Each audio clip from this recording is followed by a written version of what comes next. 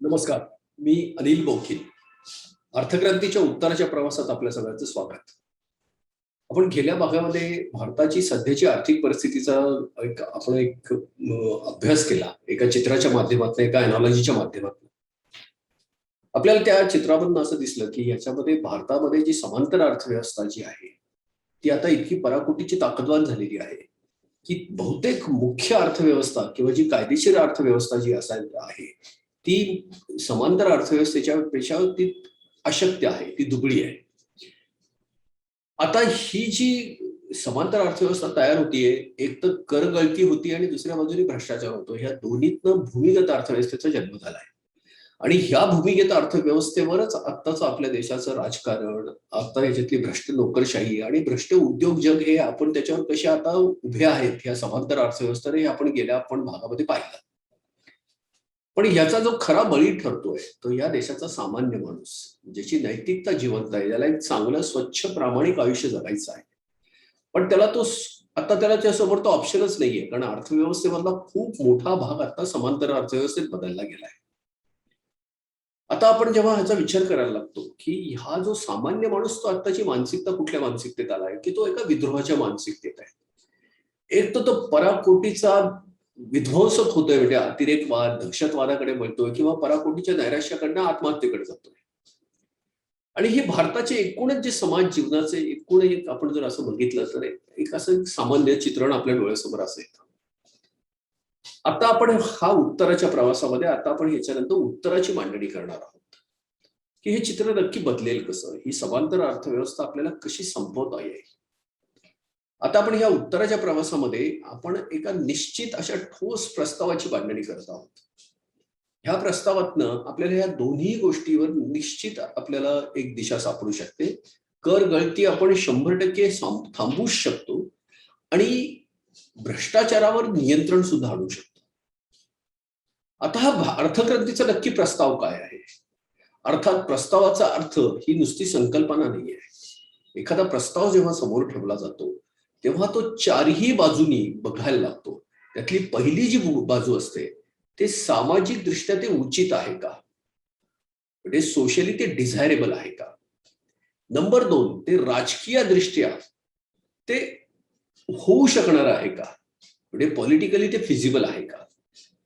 Number 3, की ते आर्थिक दृष्ट्या हे परवडणार असणार आहे का, म्हणजे इकॉनॉमिकली ते व्हायबल आहे का.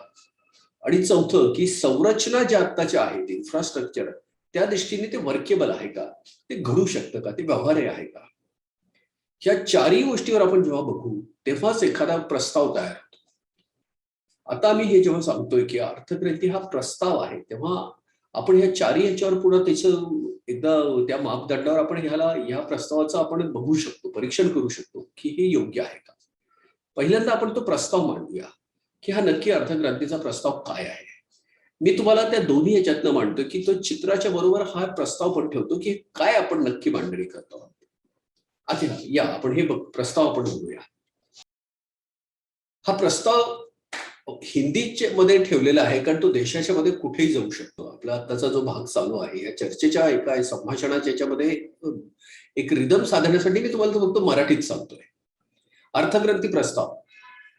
बँकच्या आत्ताची जी सगळी वर्तमान कर प्रणाली आहे की ज्याच्यामध्ये एवढा प्रचंड गोंधळ होतोय आणि त्यातनं ब्लॅक मनी जनरेट होतोय, लिकेज प्रचंड आहे, ही पूर्णतः बदलून टाकावी, पूर्ण काढून टाकावी. याच्यामध्ये आपण अपवाद फक्त आयात कराचा ठेवलेला आहे. हा आयात कराचा अपवाद आपण ह्याच्यासाठी ठेवलेला आहे की त्याचा मुख्य उद्देश शासकीय महसूल नाही आहे, तर आंतरराष्ट्रीय व्यापाराचं नियमन करता यावं म्हणून आंतरराष्ट्रीय व्यापाराच्या संदर्भात असल्यामुळे आयात कर किंवा इम्पोर्ट ड्युटी सोडून आत्ताचे सर्व कर काढून टाकायला हवेत. मग ते राज्य सरकारचे असतील किंवा स्थानिक प्रशासनाच्या पातळीवरचे असेल. कुठलाही प्रत्यक्ष व अप्रत्यक्ष कुठलाही कर असणार नाही, आयात कर सोडून. हा आपला प्रस्तावाचा पहिला मुद्दा आहे. याच्यामध्ये आपण हे बघतोय की याच्यामध्ये हे पूर्ण बदलून टाकणार आहेत. आता आपण हे रिपेअरच करणार नाहीये, हे सगळं काढून टाकायला हवं, हे काढूनच टाकायला हवं. ही जी कॉम्प्लेक्स टॅक्सेशन सिस्टीम आपल्या देशाची जी क्लिष्ट कर प्रणाली झालेली आहे, जी स्वातंत्र्यानंतर त्याच्यात आपण फक्त रिपेअर करत गेलो, त्याच्यातनं प्रचंड गोंधळ होतोय, त्यातनं गळती होतीये, काळा पैसा तयार होतोय आणि या काळ्या पैशातनं या पूर्ण भूमिगत अर्थव्यवस्थेचा जन्म होतोय. त्यामुळे आपला पहिला मुद्दा आहे की पहिल्या प्रस्तावातला पहिला मुद्दा आहे की ही आत्ताची दोषपूर्ण जी कर प्रणाली पूर्ण काढून टाकावी, आयात कर सोडून. आपण नंबर 2चा मुद्दा आहे की मग हे सरकारला महसूल कसा येईल. सरकारपर्यंत महसूल जो स्वच्छ महसूल की ज्याच्यावर कुठलीही लायबिलिटी नाहीये, रिस्पॉन्सिबिलिटी आहे, जबाबदारी आहे, पण त्याचं कुठलंही देय नाहीये सरकारला, की ते काही कर्ज नाहीये, ती कुठली फीस नाहीये, ती कुठली कमिटमेंट नाहीये. या देशाची शासन व्यवस्था सुचारू रूपाने स्वस्त आणि छान पद्धतीने चालावी म्हणून सरकारला एक महसुलाचा स्रोत हवा आहे. मग तो महसुलाचा स्रोत काय असणार आहे. आपली मांडणी अशी आहे की हा जो टॅक्स लागेल ह्याच्याबद्दल ह्या पूर्ण टॅक्सेशन काढल्यानंतर तेव्हा तो फक्त बँकेच्या ट्रान्झॅक्शनवर टॅक्स लागेल. बँकेच्या किंवा आताच्या सध्या परिस्थितीत म्हणाल तर बँक आणि डिजिटल पेमेंट आपण जिथे करतो, डिजिटल पेमेंट म्हणजे आता मोबाईल पैसा सुद्धा आपण जसा पेटीएमने पैसा एकमेकांना दिला किंवा वेगळ्या माध्यमातून आपण मोबाईलच्या माध्यमातून पैसा दिला, डिजिटल मोडमधनं झाल्यानंतर सुद्धा हा टॅक्स लागेल. तो नक्की कुठे लागेल तर देणाऱ्याला पैसा टॅक्स लागणार नाही. ज्याच्याकडे पैसा येईल, ज्या अकाउंटला पैसा येईल त्या अकाउंटला हा टॅक्सची लागू होईल. आता हा आपण टॅक्स किती आहे आपण फक्त उदाहरणासाठी सांगतोय 2%. हे 2% का सांगतोय कारण सरकार कितीही टॅक्स लावू शकतं, फक्त खर्चाच्या अनुरूप. म्हणजे सरकारला जो खर्च जो असतो, जो खर्च करायचा आहे, एक्सपेंडिचर जे करायचं आहे त्याची आधी संसदेतनं मान्यता घ्यायला लागते आणि मग त्या खर्चाप्रमाणे महसूल तयार करायला लागतो किंवा महसूल उपलब्ध करून घ्यायला लागतो. त्यामुळे हे 2% जे सांगितले ते फक्त उदाहरणासाठी आहे.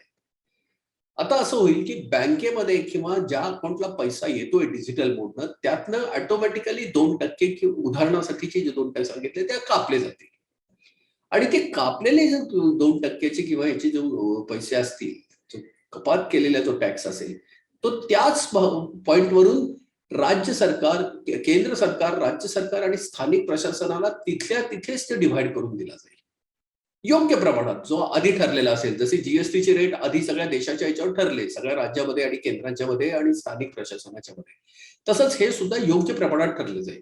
आता उदाहरणार्थ आपण म्हणूया की त्यातले 70 पैसे म्हणजे 0.7% जे आहेत ते केंद्र सरकारला जातील, 0.6% राज्य सरकारला जातील, 0.35% जे आहे ते स्थानिक प्रशासनाला जाईल देशातल्या. ते स्थानिक प्रशासन कुठे की ज्या भागामध्ये ती बँक आहे, ज्या बँकेमध्ये पैसा येत आहे त्या भागातलं स्थानिक प्रशासन. म्हणजे आता समजा ती बँक लातूरमध्ये आहे किंवा ती पुण्यात आहे किंवा ती मुंबईत आहे, तर ज्या गावात ती बँक असेल त्या भागातल्या स्थानिक प्रशासनाला ती जाईल, त्या नगरपालिकेला. ती बँक ज्या राज्यात असेल, समजा ती कोल्हापूरमध्ये असेल, पुण्यात असेल, तर ती महाराष्ट्राच्या सरकारला जाईल. ती जर ते इलाहाबादमध्ये म्हणजे प्रयागराजमध्ये असेल किंवा बनारसमध्ये असेल तर उत्तर प्रदेशमध्ये जाईल. ती जर बँक जर ती बडोद्यात असेल तर गुजरातला जाईल. आणि प्रत्येक ह्या देशातल्या सगळ्या बँकेचा मात्र जो केंद्र सरकारचा आहे तो दिल्ली म्हणजे आपल्या केंद्र सरकारच्या ह्याच्यातला उरलेला भाग आहे. आता हे तिथल्या तिथे तिन्ही ठिकाणी केलं, केंद्र सरकार, राज्य सरकार आणि स्थानिक प्रशासन. उरलेला जो छोटा भाग असेल त्यातला काही भाग हा त्या बँकिंग सिस्टीमला सुद्धा असेल, कारण ही सगळी व्यवस्था देण्यासाठी, ही सगळी सेवा देण्यासाठी बँकेला सुद्धा तिचा महसूल मिळेल. हा अतिरिक्त महसूल असेल आणि हे अतिरिक्त महसुलाच्यामुळे बँकिंग व्यवस्था आणखी सुदृढ व्हायला मदत होईल. कारण आजची बँकिंग व्यवस्था फक्त व्याजाच्या म्हणजे जो डिपॉझिट ठेवलेले आहे, लोकांनी ठेव ठेवलेली आहे आणि बँकेने जो कर्ज दिलेलं आहे, ह्या 2 व्याज दरातला फरक हा एवढाच आज बँकेचा महसूल आहे, मुख्यतः महसूल. आपण याच्यामध्ये बँकांच्या व्यवस्थेसाठी एक चिरंतर असा आपण एक हे देतो, निरंतर असा एक स्रोत तयार करून देतो आहोत की प्रत्येक ट्रान्झॅक्शन मध्ये, प्रत्येक व्यवहारामध्ये बँकेकडे पैसा आला, दिल्यावर नाही, बँकेकडे पैसा आल्यानंतर त्यातला काही भाग बँकेचा सेवा, ह्या कर संकलनाची सेवा आणि त्याच्या बदल्याचा मोबदला म्हणून हा बँकेला मिळेल. म्हणजे बँकांची आर्थिक परिस्थिती सुधारेल आणि त्यातनं पांढरी अर्थव्यवस्था, कायदेशीर अर्थव्यवस्था ही सुदृढ होण्यास आणखी मदतच होईल.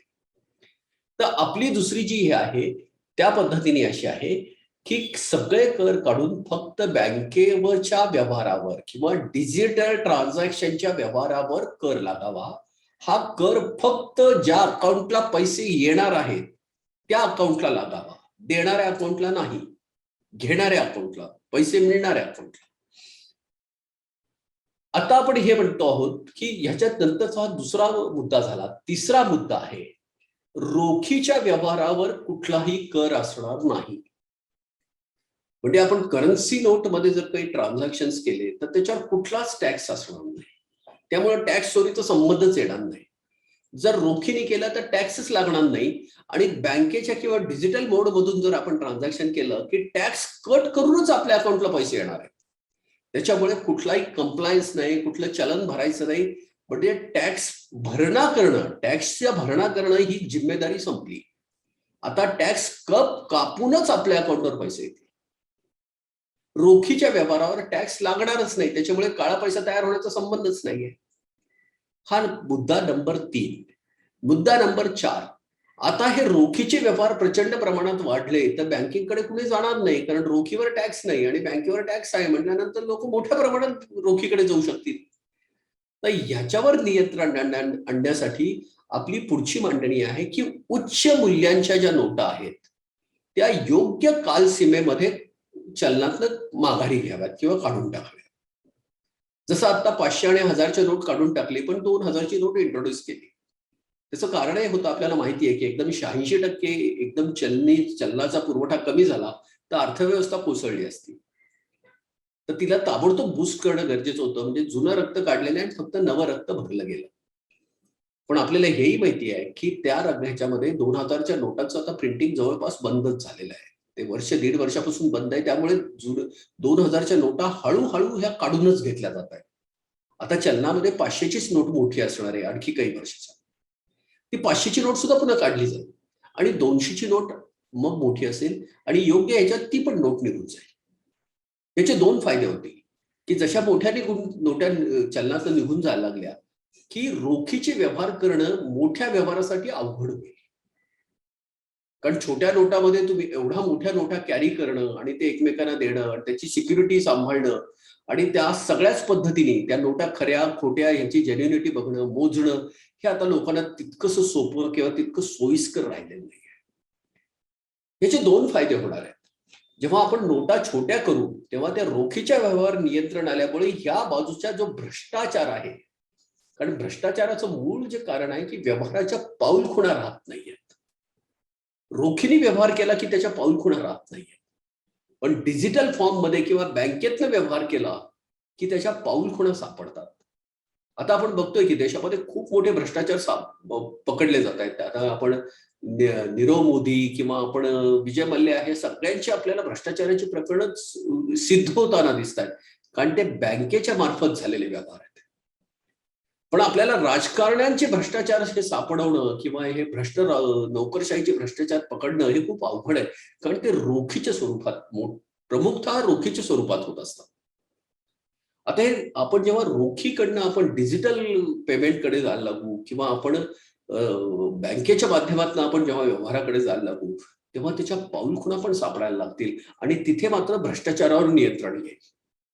म्हणजे एका बाजूनी कराची गळती 100% थांबेल, कारण आता कराचा भरणा करायचाच नाहीये. कर भरती होऊन कराची भरणा होऊनच पैसा आपल्याकडे येणार आहे. त्यामुळे इथलं लिकेज 100% संपेल आणि इकडे पाऊलखुणा सापडत असल्यामुळे भ्रष्टाचारावर सुद्धा प्रचंड नियंत्रण येईल आणि ते कंट्रोलमध्ये येईल. आता हे दोन्ही ठिकाणी जेव्हा कमतरता होईल तेव्हा हे दोन्ही जे पॅरलल इकॉनॉमीचे समांतर अर्थव्यवस्थेचे जे डबके तयार झालेत ते सुकून जातील, ड्राय आउट होतील. त्यामुळे ही अंडरग्राऊंड इकॉनॉमी पूर्ण संपेल. आपण ते गेल्या भागात बघितलं. त्याच्यामुळे आपली पुढची जी मांडणी होती आहे की मुद्दा नंबर 4 की मोठ्या नोटा ज्या आहेत, मोठ्या मूल्यांच्या, उच्च मूल्यांच्या नोटा योग्य पद्धतीने योग्य वेळेत ह्या अर्थचालक व्यवस्थेतनं काढून घ्यायला हव्यात. आणि नंबर 5 की ह्या उपर सुद्धा लोकांना रोखीचा व्यवहार करणं हे थोडंसं आणखी हे व्हावं. कारण तो जास्त सुविधा जर झाल्या तर परत रोखीकडे लोक तेवढा थोडासा डिस्टर्ब करून ते कॅरी करू शकतील, की ठीक आहे मला ना एवढा मोठा 2% वाचवायचे आहेत, तर मी ते पण करेन. तर सरकारने आणखी जो नियम आहे की रोखीच्या व्यवहाराला मर्यादा आणावी. त्याचा अर्थ असा नाहीये की ते मर्यादा म्हणजे याच्या पुढे जर तुम्ही केलं तर त्याच्यावर तुम्हाला दंड द्यायला लागेल, तसं होणार नाही. तर याच्या पुढचे जर रोखीचे व्यवहार केले एका विशिष्ट मर्यादेच्या पुढचे, आता आपण इथे उदाहरणासाठी ₹2,000 समजूया. याच्या पुढचा जर व्यवहार रोखीत केला तर आपल्याला त्या व्यवहाराला कायदेशीर संरक्षण मिळणार नाही. म्हणजे मी एखादी वस्तू समजा ₹5,000 विकत घेतली आहे रोखीच्या मध्ये, सरकारचे हे 2% किंवा टॅक्स देण्याची माझी हे वाचवण्यासाठी, तेवढाही पैसा वाचवण्यासाठी, तर मला त्या वस्तूची, मला त्या सेवेची कुठलीही गॅरंटी वॉरंटी मिळणार नाही. मी त्याच्या दर्जाबद्दल, त्याच्या सेवेबद्दल मी कोर्टामध्ये दाद मागू शकणार नाही. आता एक आपण बघूया की ₹5,000 किंवा ₹10,000, ₹100 किंवा ₹70-80 जो काय टॅक्स असेल तो वाचवण्यासाठी मी एवढ्या मोठ्या मूल्याच्या, एवढा मोठा व्यवहार किंवा एवढी मोठी वस्तू किंवा सेवा त्याचं मी हे करू नाही शकणार. तेवढी मोठी रिस्क मी नाही घेणार. ते व्यवहार ठरणार नाही. मग हे जे छोटे व्यवहार आहेत, की जे छोट्या नोटामध्ये कन्व्हिनियंटली होऊ शकतात, त्याच्यावर टॅक्स सुद्धा लागणार नाही. अर्थात गरीब लोकांना टॅक्स साध्या गोष्टीसाठी लागणार नाही. अन्न, वस्त्र, निवारा गरिबांचा जो आहे तो पूर्ण टॅक्स मुक्तच होईल. कारण त्यांना या छोट्या व्यवहारासाठी, जसं आपल्याला भाजी ह्याच्याकडे जायचंय, छोटंसं कुठल्या तरी छोट्या दुकानदारातून काही सामान खरेदी करायचं आहे, की जिथे 2,000च्या आतला जो व्यवहार असेल, तर त्याच्यावर टॅक्स पण लागणार नाही. आणि इथे मात्र सामाजिक समतेचा जो मुख्य नियम आहे, तो आपल्याला मुख्य तत्व आपल्याला पाळता येईल. गरिबांवर जे आहे तर तो टॅक्स लागणार नाही. आणि त्याच्यापेक्षा मोठा व्यवहार जर करत असू आपण, तर त्याच्यापेक्षा मोठ्या व्यवहारावर ऑटोमॅटिकली टॅक्स कट होईल. तो भरणा करायची गरजच लागणार नाही. आता आपण हा बघूया की अर्थक्रांतीचा हा पूर्ण प्रस्ताव जो आहे, हे 5 मुद्दे मिळून तो प्रस्ताव आहे. आत्ताची भ्रष्ट जी आणि क्लिष्ट आणि भ्रष्ट आत्ताची पूर्ण गळत असलेली कर व्यवस्था पूर्णतः बदलून टाकली जाईल आयात कराचं अपवाद सोडून. ते एका विशिष्ट प्रमाणामध्ये कर कट होईल. त्याच्यामध्ये केंद्र सरकार, राज्य सरकार आणि स्थानिक प्रशासनाला महसूल मिळेल आणि त्याचबरोबर ती बँक किंवा ती डिजिटल जी एजन्सी आहे त्याला त्याचं कमिशन पण मिळेल. आता हे कर पूर्ण भरूनच लोकांच्या अकाउंटला पैसा येईल. त्यामुळे ह्याच्यात गळती होण्याची शक्यता नाही. रोखीच्या व्यवहारावर कुठलाही कर असणार नाही. म्हणजे जे छोटी लोक आहेत, गरीब लोक आहेत, अशिक्षित आहेत, त्यांना रोखीमध्ये कितीही व्यवहार करता येईल. फक्त त्यांचा व्यवहार मोठा होऊ नये आणि त्याचा गैरफायदा ह्या ज्यांनी कर भरायला हवाय त्यांनी न घ्यावा, म्हणून त्यांना असुविधा तयार करायला हवी. म्हणून आपण नोटांचं मूल्य पण कमी करायला हवं. जे गरिबांच्यासाठी योग्य असेल, पण श्रीमंतासाठी ते असुविधाकारक असेल. मोठ्या व्यवहाराला आपण त्याच्यावर बँकेवर आपण मोठ्या व्यवहाराच्या कायदेशीर मान्यता पण आपण ठरवायला हवी. आता ती तशी आहेच आहे की आता 20,000 ते 40,000च्या पर्यंत तुम्हाला त्याच्यानंतर रोखीचे व्यवहार करताच येता येईल. ती मर्यादा आपण 5,000, 2,000 पर्यंत खाली आणावी. हे सगळे जे आकडे आहेत ते उदाहरणासाठी सांगितलेले आहेत. त्यातले 2% असतील किंवा 0.6% असेल किंवा 2,000 प्रति व्यवहार असेल, हे फक्त उदाहरणासाठी आहेत. योग्य सरकार ह्याच्यावर योग्य हे घेऊ शकेल आणि ह्याच्या मर्यादा ठरवू शकेल. आता आपण हे बघितलं की ह्याच्यामध्ये, या प्रस्तावामध्ये या देशाचं चित्र पूर्ण बदलून जाऊ शकतं. ही गळती दोन्हीकडची पूर्ण थांबू शकते. त्यातनं ही भूमिगत अर्थव्यवस्था पूर्णतः ध्वस्त होऊ शकते, उद्ध्वस्त करता येते, आपल्याला नाश करता येतो. आणि मग काय होतं की हे पाणी जेव्हा इथलं नॅशनल इकॉनॉमीचं डायरेक्ट वरच्या टाकीत पोचायला लागेल, सरकारपर्यंत महसूल पोचायला लागेल, तेव्हा आपल्याला ह्याच्यावर, ह्या टँकरवर खूप जास्त अवलंबून राहायला लागणार नाही. आता ही टाकी जेव्हा भरली जाईल, तेव्हा हे इकडे जे आपल्याला निवडणुकाचा खर्च आहे आणि इकडे सामान्य माणसाच्या गरजा ज्या आहेत, बहुतांश सामान्य गरीब माणसाच्या ज्या गरजा आहेत, या टाकीला नवे नळ जोडून आपल्याला त्या पूर्ण करता येतील. यातल्या प्रत्येक पैशाचा आता हिशोब मिळेल आपल्याला. आता जो अनअकाउंटेबिलिटी जी आहे, आर्थिक अनअकाउंटेबिलिटी ज्याला आपण बेहिशोबी पैसा म्हणतोय, तो इतका मोठ्या प्रमाणात आहे की त्याच्यावरच ही सगळे समांतर जे चाललेले आहेत, गुंडगिरी, माफिया राज, भ्रष्ट राजकारण, याला मुळातनं उत्तर मिळेल. हा परिपूर्ण प्रस्ताव हा आपल्या देशाच्या संविधानात पूर्णतः बसतो. याच्यात संविधानात काहीही बदल करायला लागत नाही. आपल्या राज्यघटनेच्या चौकटीत बसणारा, त्याच्यामुळे हा राजकीय दृष्ट्या सगळ्यांना उपयोगाचा असलेला, देशाचा हितकारक असल्यामुळे हा सामाजिक दृष्टीने तर खूप उचित प्रोग्राम आहे, प्रस्ताव आहे. कारण याच्यामध्ये समांतर अर्थव्यवस्था संपणार आहे. यात जो सामान्य माणूस आहे, जो सामान्य प्रामाणिक आयुष्य जगू शकतो, त्याला पूर्ण संधी मिळणार आहे. विद्रोहावर पूर्ण नियंत्रण येणार आहे. लोकशाहीसाठी आपण सुदृढ लोकशाहीसाठी निवडणुकांचा खर्च सुद्धा पांढऱ्या पैशात करू शकणार आहोत. जी आज निवडणूक काळ्या पैशावरच उभी आहे, त्याला आपण पांढऱ्या पैशाची इथे तरतूद करू शकणार आहोत. कारण इथे या टाकीत पाणी वाढणार आहे, ज्याला बजेटरी प्रोव्हिजन फॉर इलेक्शन ही आपल्याला करता येऊ शकणार आहे. आता ही सामाजिक दृष्ट्या योग्य आहे, राजकीय दृष्ट्या व्यवहार्य आहे, आर्थिक दृष्ट्या ती परिपूर्ण आहे का? तर आजच्या परिस्थितीत जेव्हा सगळं जग डिजिटल इकॉनॉमीकडे चाललंय, रोखीचे व्यवहार कमी होत चालले आहेत, तर आजच्या दृष्टीने हे अत्यंत व्यवहार्य आहे. आजच्या घडीला म्हणजे मी आज जे बोलतोय ते आज ऑगस्ट 2021 मध्ये मी बोलतोय. तर आज जवळपास बँकांच्या माध्यमातून जे ट्रान्झॅक्शन होत आहेत, बँकांच्या माध्यमातून आणि डिजिटल फॉर्म मध्ये, डिजिटल माध्यमातून, ते जवळपास 3,500,000 कोटी रुपयाचे आहेत. म्हणजे 3,500 ट्रिलियन रुपीज एवढे व्यवहार आता वर्षाचे होत आहेत. आता आपण यातले बँक टू बँक किंवा बँक टू सरकार हे जर आपण व्यवहार बाजूला ठेवले, तर आपण अत्यंत मॉडेस्टली आपण असं जर बघायचं ठरवलं, तर कॉन्झर्वेटिव्ह पण जर आपण बघितलं की 2,000 लाख कोटीचे म्हणजे 2,000 ट्रिलियन रुपीजचे जर व्यवहार आपण बघितले, 3,500,000 कोटीच्या ऐवजी 2,000 लाख कोटी, आणि त्याच्यावर जर आपण 2% जर टॅक्स लावायचा ठरवला, तर ते वर्षाला 40 लाख कोटी रुपयाचा हा महसूल गोळा होतो. 40 लाख कोटी. आणि आजच्या घडीला सगळे राज्य सरकार आणि केंद्र सरकारचा संयुक्त जो पूर्ण मिळून जो महसूल आहे, तो 42 लाख कोटीचा आहे. म्हणजे जवळपास ते मॅच होतं. 40 लाख कोटी म्हणजे जवळपास तेवढंच होतं. आणि याच्यामध्ये पूर्णतः संकलनाचा खर्च शून्य, कर संकलनाचा खर्च शून्य असतो. याच्यात कुठलंही कागदपत्र नाही, कोर्टावरच्या जबाबदाऱ्या नाहीत, कोर्टावरचा दबाव मोठ्या प्रमाणात कमी होणार आहे, कारण काळा पैसाच तयार होणार नाही. तर आजच्या घडीला ऑगस्ट 2021 मध्ये हे पूर्णतः फायनान्शियल व्हायबल आहे, हे आपल्याला शिक्कामोर्तब करतायत. आता हे संरचनात्मक दृष्ट्या हे व्यवहार्य होत आहे का, हे आपण लागू करू शकतो का? तर आता आपण बघितलंय की मोबाईलची कनेक्टिव्हिटी आणि बँकांची कनेक्टिव्हिटी, कोर बँकिंग, याच्यामुळे डिजिटल ह्याचा मोठा प्रसार झाला आहे. नोटबंदीनंतर सरकारने मोठ्या प्रमाणात त्याला चालना दिली. एकूण इंटरनेटचं जे कनेक्टिव्हिटी आहे ते इतक्या चांगल्या पद्धतीने आता आपल्या देशात झाली आहे की 4Gचे कनेक्शन अगदी खेड्यापाड्यात सुद्धा आता मिळायला लागले. आणि आजचं जे जीएसटीचं जे संकलन होत आहे, ते सुद्धा पूर्णतः इंटरनेटच्याच माध्यमातून होत आहे. बँकिंगचे व्यवहार सुद्धा इंटरनेटच्याच माध्यमातून होत आहेत. त्यामुळे आज ज्याला आपण संरचनात्मक जी तयारी म्हणतो, ती आपल्या देशाकडे पुरेशी आहेच.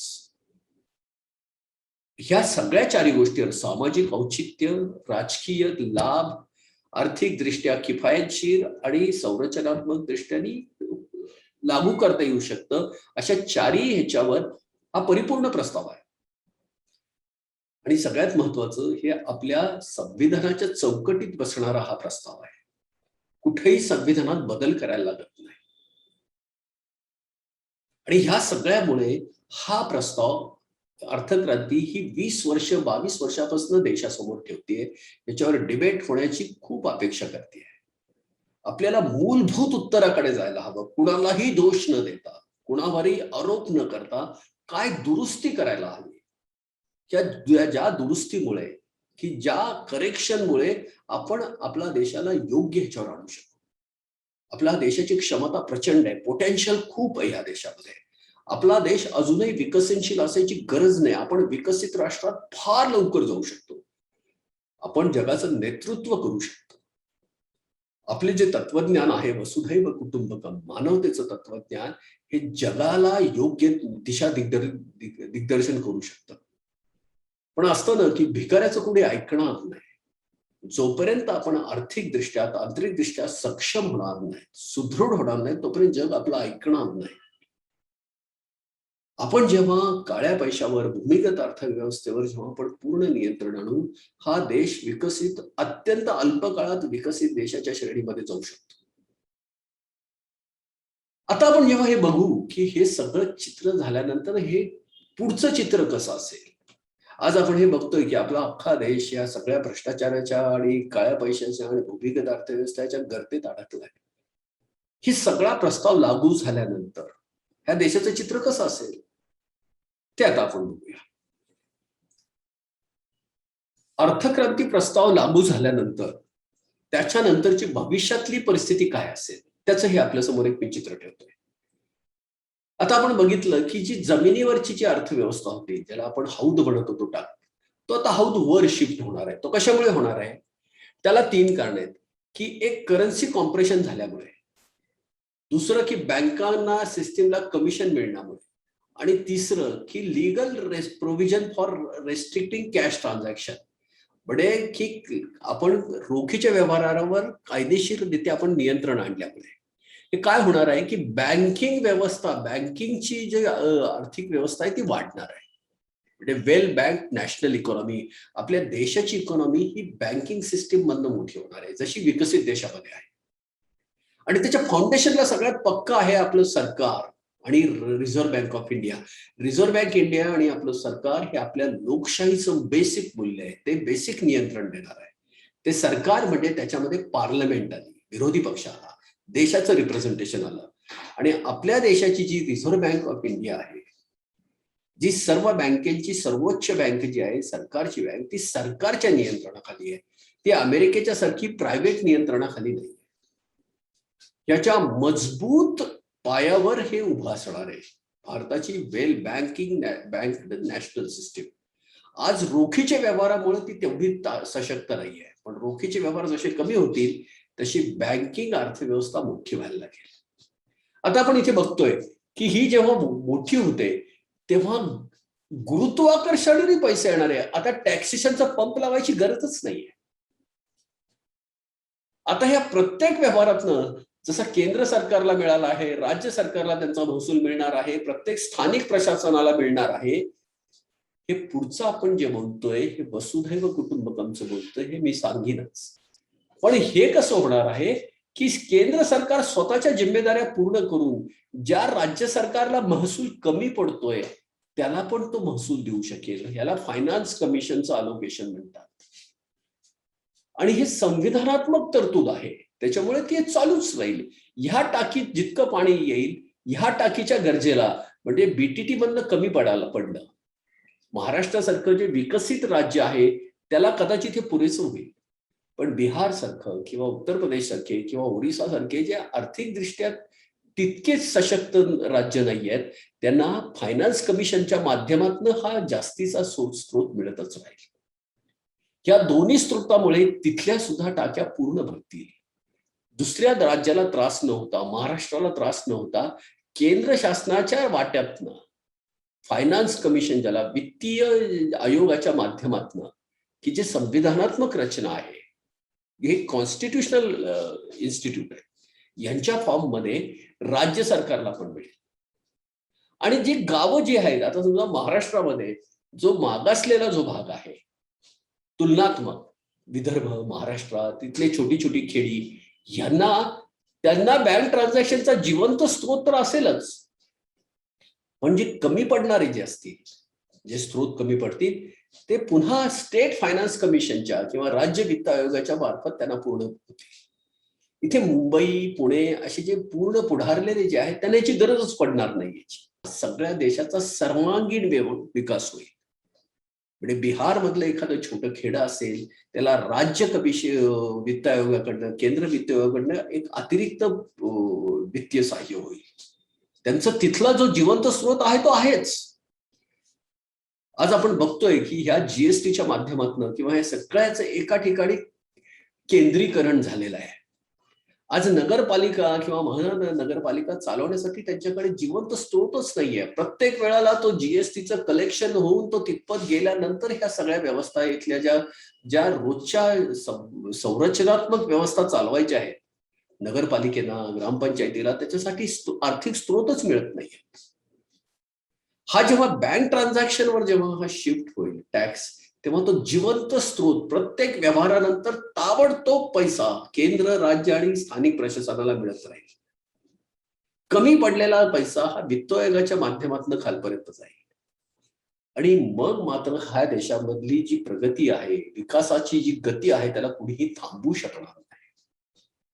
आता ह्याचा पुढचा भाग जो आहे, आता आपल्या एकूणच माहिती तंत्रज्ञानाचा प्रसार, प्रचार, तंत्रज्ञानाची गती आणि बाजाराची वाढलेली व्याप्ती आणि त्यातनं अर्थव्यवस्थेचा जागतिक पटलावर झालेला विकास, याच्यातनं आता कुठलाच देश स्वतःला वेगळं करू शकत नाहीये. आता आपल्यावर ह्या सगळ्याची जागतिकीकरणाला स्वीकारल्याशिवाय पुढे जाण्याची आता कुणाला शक्यताच नाहीये. ती प्रत्येकाला ते स्वीकारायलाच लागणार आहे. आता ह्या जागतिकीकरणाच्या मध्ये ते जागतिकीकरणाचे जे काही परिणाम होत आहेत, त्यातले सुपरिणाम जसे आहेत तसे काही दुष्परिणाम पण होत आहेत. त्याच्यामध्ये आपण पर्यावरणाचा ऱ्हास बघतोय, आपण आंतरराष्ट्रीय दहशतवाद बघतोय, कोल्ड वॉर, ट्रेड वॉर म्हणजे व्यापार युद्ध बघतोय. आता ह्या सगळ्यावर आपल्याला कुठेतरी जागतिक उत्तर पाहिजे. ते देशाच्या पातळीवर उत्तर देऊन जागतिक प्रश्न सुटणार नाहीयेत. तर ह्यासाठी जसं आपण एखाद्या देशात राहतो तेव्हा आपण त्या देशाचा कर भरतो, ज्या ज्या राज्यात राहतो आपण त्याचा कर भरतो, ज्या आपण नगरपालिका किंवा ज्या गावात राहतो त्या याचा स्थानिक प्रशासनाचा आपण कर भरतो. आता आपण ह्या जगात राहतोय, आपल्याला आता जगाचा कर भरणं सुद्धा गरजेचं आहे. आणि हा कर हा भारताने द्यायला सुरुवात करायला लागेल. हा कर जो असेल तो आपल्याला विश्व बंधुत्वाकडे घेऊन जाईल. हा कर कशासाठी असेल की पर्यावरणाचा ऱ्हास जो होतोय जागतिक, त्याचं कुठल्या देशाच्या एकट्याच्या हातात त्याचं उत्तर नाहीये. हे सगळ्या जगाने मिळून करण्यासाठीची ती प्रक्रिया असणार आहे. आणि त्याचे आर्थिक स्रोत हे प्रत्येकाला द्यायला लागतील, जगाच्या प्रत्येक नागरिकाला ते द्यायला लागतील. पण त्याच्यासाठीच आता आपल्याकडे कुठली व्यवस्था नाहीये, कुठली यंत्रणा नाहीये. हे बँक व्यवहार कराच्या माध्यमातून हे शक्य होणार आहे.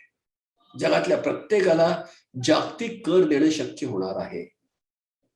मग जगाची जी पॉवर्टी आहे, दारिद्र्य आहे, त्याच्यापर्यंत आपल्याला पोहोचता येणार आहे.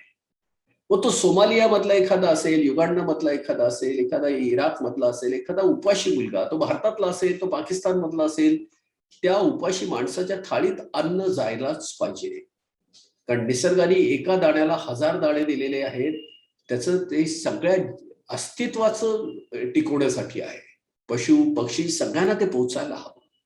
प्रत्येक माणसाच्या थाळीत अन्न जायला हवं. त्याच्या मूलभूत गरजा ज्या आहेत मानवी विकासाच्या, अन्न, वस्त्र, निवारा, आरोग्य, शिक्षण, हे प्रत्येकाला त्या एका उंचीवरचं मिळायलाच पाहिजे. हा त्याचा माणूस म्हणून अधिकार आहे. तो जगाच्या कुठल्याही भूमीवर जन्माला आला असेल तरी. पण त्याचे आर्थिक स्रोत त्याच्याकडे नसल्यामुळे तो त्याच्यापासून वंचित आहे. आणि त्याच्यामुळे हे देश, प्रांत, भाषा, धर्म, वर्ण याचे गोंधळ आहेत. आपण प्रत्येक माणसाला मानवी प्रतिष्ठा देऊ शकू. ग्लोबल टॅक्स आपण सुरू करू शकू. जसं आपण बँकेच्या ट्रान्झॅक्शन मध्ये स्थानिक प्रशासन, राज्य सरकार, केंद्र सरकारचा वाटा देऊ शकतो, तसंच आपण एक छोटासा जागतिक वाटा पण काढून देऊ शकतो. माझ्या ह्या जागतिक वाट्यातनं एका ह्याच्यातल्या एका सोमालियाच्या एका छोट्या किंवा इथिओपियामधल्या एका गरीब भिकारी माणसाच्या हातात, की ज्याच्या ताटात अन्न नाहीये, त्याच्या ताटात अन्न जायला हवं, ही मोठा भाऊ म्हणून माझी जिम्मेदारी आहे. विश्व कुटुंबाचा सदस्य म्हणून ती माझी जिम्मेदारी आहे की माझ्या कुटुंबातला कुणीही उपाशी राहायला नको, कुणीही आरोग्यापासून वंचित राहायला नको. पण त्याच्यासाठी आर्थिक स्रोताचं जे काही प्रावधान करायला लागणार आहे, आपल्याला ज्यात त्याची एक रचना करायला लागणार आहे, ती ह्या माध्यमातून पूर्ण शक्य आहे. म्हणून अर्थक्रांतीच्या प्रस्तावामध्ये आपण ही पण मांडणी करत आहोत, ग्लोबल टॅक्स, जे भविष्याची काळजी घेणार आहे. आणि इथे मात्र आपण विश्व बंधुत्वाच्या बागेमध्ये आपलं अस्तित्व राहणार आहे. समांतर अर्थव्यवस्थेच्या डबक्यातनं बाहेर पडून सुदृढ समृद्ध विश्वबंधुत्वाच्या छान भागेमध्ये आपलं मानवी अस्तित्व असेल, प्रतिष्ठेचं जगणं सगळ्याला मिळेल. आपण ह्या भागातल्या ह्या प्रस्तावाची पूर्ण ठोस उत्तराची मांडणी केलेली आहे. ह्याच्या पुढच्या भागात आपण ह्याचे पुढचे आणखी जास्त याच्यामध्ये आपण जे परिणाम होऊ शकतात, जे शक्य आहे भविष्यात, त्याच्यावर आपण चर्चा करूया. तोपर्यंत धन्यवाद.